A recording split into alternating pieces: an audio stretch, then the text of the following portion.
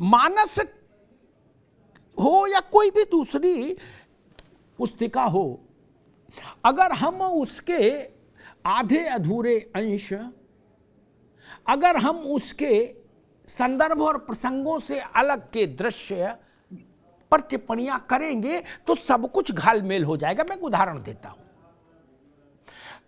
रावण की सभा का जहां वर्णन हो, उसको तुलसीदास का वर्णन का मन मान लिया जाए तब तो नरक हो जाएगा। ठीक, मारीच का जो बोलना हो, कहना हो, उसको मानस का संदेश मान लें तो यह मूर्खता की निपट पराकाष्ठा हो जाएगी। नहीं, यह मूर्खता की हिमालयी पराकाष्ठा हो जाएगी। इससे ऊपर मूर्खता नहीं जा सकती। ठीक, ऐसे ही किसी भी ग्रंथ को ले लीजिए। जिन लोगों ने, हम अगर क्रिश्चियनिटी में जाएं, बाइबल को ले लें, वहां पे कुछ ऐसे प्रसंग हैं जिनमें विलन टाइप के जो लोग हैं, वो जो भाषा बोल रहे हैं, वो तो वही भाषा, वही व्यवहार कर रहे हैं। वो कुरान का संदेश नहीं हो सकता। ऐसे में सारे ग्रंथों पर बात कर सकता हूं। तो अब ये जो शरारत होती है जानबूझकर, वो क्यों की जाती है? और वो भी केवल इस बात का ध्यान रखा जाता है कि ये आनंद केवल हिंदू आस्था के साथ लेना है, बाकी किसी घर की कुंडी कोई खटखटाने का साहस नहीं करता। विजय जी। जी अमिताभ जी नमस्कार जी। हम लोग एकेडमिक लोग हैं, तो हम लोग ये समझते हैं कि संदर्भ का कितना महत्व होता है। बिना संदर्भ के कोई बात जब कही जाती है तो उसका गलत अर्थ होता है। जिस संदर्भ में तुलसी बाबा ने ये बात कही, अधम जाति में जीवन पाए वाली जो बात लेकर के ये बयान आया है शिक्षा मंत्री जी का जी, तो उसी संदर्भ में उन्होंने सारे समुदाय के लिए वो बात कही है। उत्तरकांड में जब बात आती है समाज के गिरावट की, तो उसमें तुलसीदास जी ये नहीं देखते हैं कि ये शूद्र है, ये क्षत्रिय है, ये ब्राह्मण है, किसी भी वर्ण का हो, किसी भी समुदाय का हो, किसी भी गुण युक्त कोई भी व्यक्ति हो। वो लिखते हैं कि जाकर नक्सिक झटा विशाला सोई तापस प्रसिद्ध का निकाला, विप्र निरक्षर लोलुप कामी।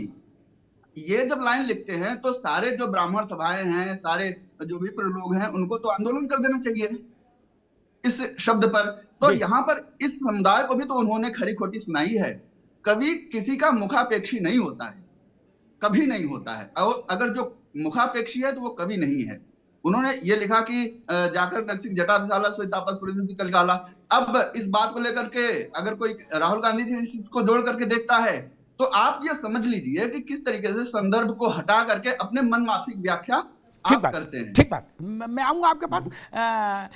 माफ करिए, कांग्रेस से हमारे साथ प्रशांत पाठक जी है, कांग्रेस के प्रवक्ता। प्रशांत जी का भी स्वागत है। ए.के. मिश्रा जी, मतलब कई बार ऐसा लगता है भारत की बहुसंख्यक जनता को कि अत्यधिक सहिष्णुता मधुमेह जैसी स्थिति पैदा कर देती है। नहीं, संकट भी पैदा कर देती है। बाकी ऐसा ज्ञान किसी धर्म के बारे में कोई नहीं दे रहा, और जिन जिन ने देने की कोशिश की उनका हश्र देख के बाकी के अरमान वैसे ठंडे हो गए। नहीं, फिर चाहे आप पृथ्वी लोक में, अगर मैं आदिकालीन बिंब का इस्तेमाल करूं तो पृथ्वी लोक में कहीं चक्कर लगाओ, कोई तारनहार नहीं मिलेगा।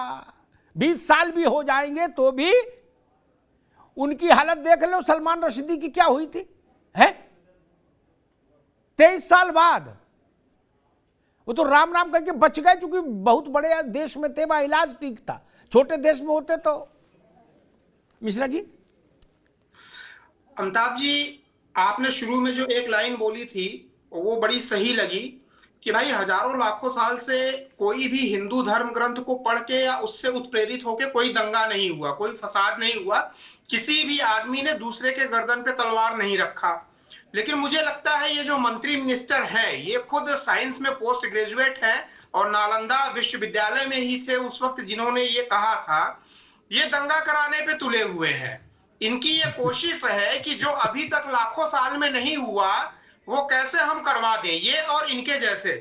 और सबसे इंटरेस्टिंग चीज कि इन्होंने उत्तर भी दे दिया है। देखिए, अधम जाति में विद्या पाए, भयउ यथा अहि दूध पिलाए।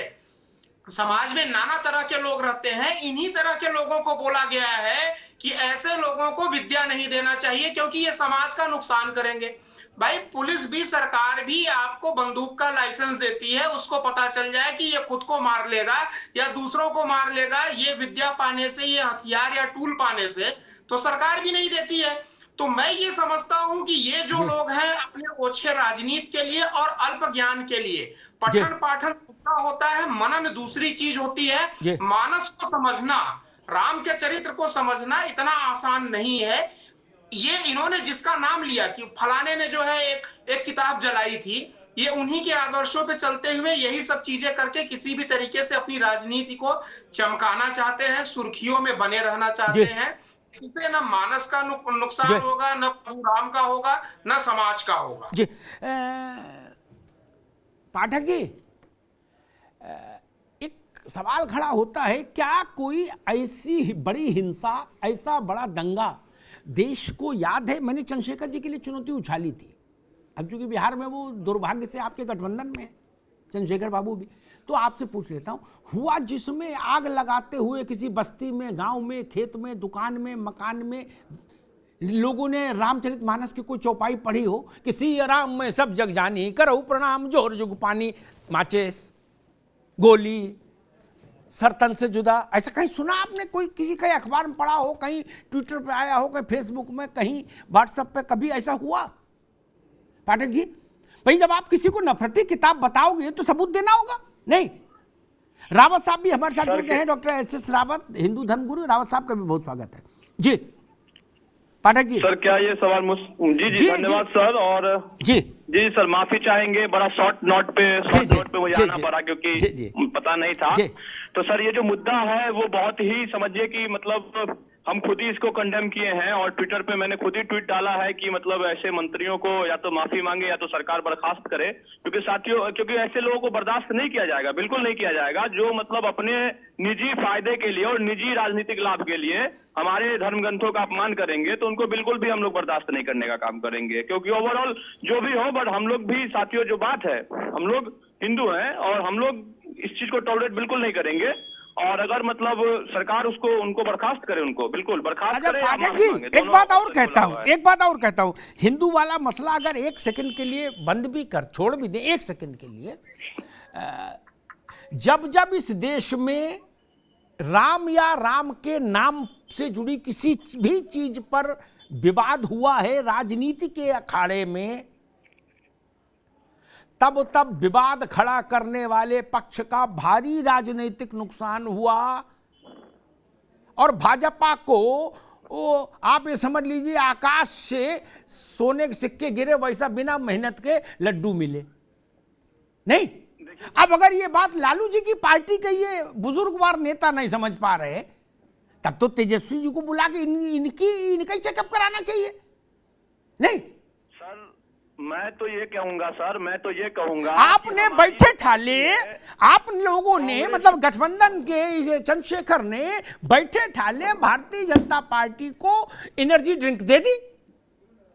वही तो मैं सर कहना चाहता हूँ ना कि ये सर मुद्दा, ये झूठ मूठ का सरकार अच्छा काम कर रही है, बिहार सरकार अच्छा काम कर रही है। नहीं, लेकिन ये मंत्री अच्छा नहीं कर रहा, ये मंत्री बिल्कुल लचड़ है। हाँ, बिल्कुल ये हम मानते हैं, इस मंत्री को बर्खास्त किया जाना चाहिए। कांग्रेस पार्टी भी ये मांग कर रही है, ऐसा कोई दिक्कत नहीं, क्योंकि हमारी जो पार्टी रही है, राजीव गांधी जी ने राम मंदिर का ताला खुलवाने का काम किया था और वही पार्टी आज है और हम लोग श्री राम में पूरी आस्था रखते हैं, कोई दिक्कत नहीं है। संविधान और श्री राम दोनों को हम लोग मानते हैं, ऐसा नहीं है, हम लोग दोनों को लेके चलने वाले लोग हैं, क्योंकि देश की आस्था और देश का संविधान दोनों एक साथ चलेगा प्रोग्रेसिव कल्चर में। और कोई अगर हमारी आस्था को खंडित करेगा, उसको नुकसान पहुंचाएगा, तो बिल्कुल इसको टॉलरेट नहीं किया जाएगा। हम खुद इसके खिलाफ हैं। बिल्कुल ठीक। देखिए, वैसे सरल भाषा, अब मनीष भाई आ रहा हूं आपके पास, फिर रावत जी के पास आऊंगा।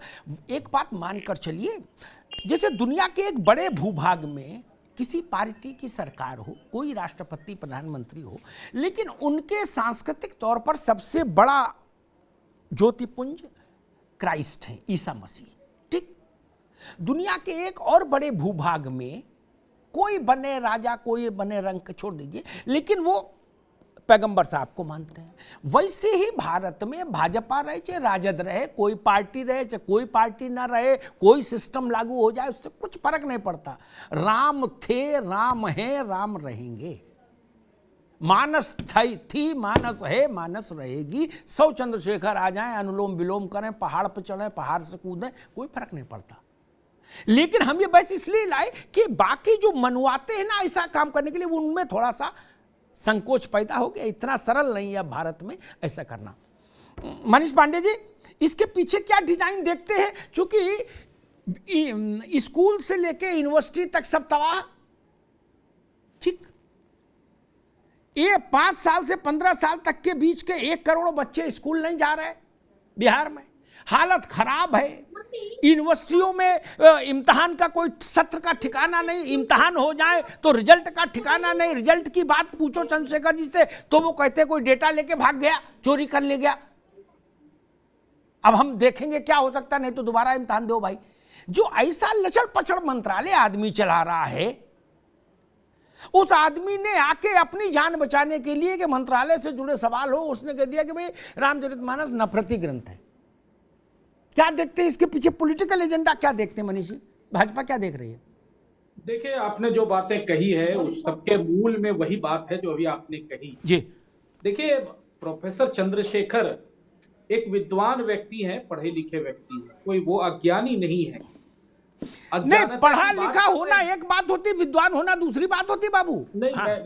मैं अज्ञानता, मैं वही बात अभी बात पूरी होने दीजिए, क्योंकि मेरे शब्दों को मैं शायद कुछ त्रुटि हो जाए, मेरी भावना समझिए। बिल्कुल बिल्कुल बिल्कुल जी। मैंने इसलिए कहा कि वो पढ़े लिखे व्यक्ति हैं, और जब उन्होंने जिस प्रकार से चौपाई का वर्णन किया बिना देखे हुए, यानी कि उनको याद है, वह जब नालंदा यूनिवर्सिटी के बच्चों को, लगभग 5000 बच्चों को संबोधित कर रहे थे, तो वह बिना पढ़े हुए चौपाई का जिक्र करते। इसका मतलब रामचरितमानस उन्होंने पढ़ी है, और जब रामचरितमानस उन्होंने पढ़ी है तो उसकी सारी चौपाइयों का अर्थ भी उनको ज्ञान होगा।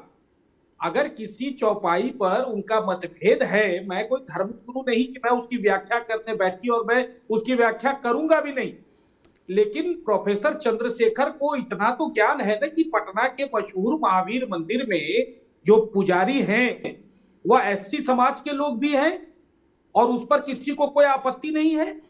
यह तो वर्तमान की बात है।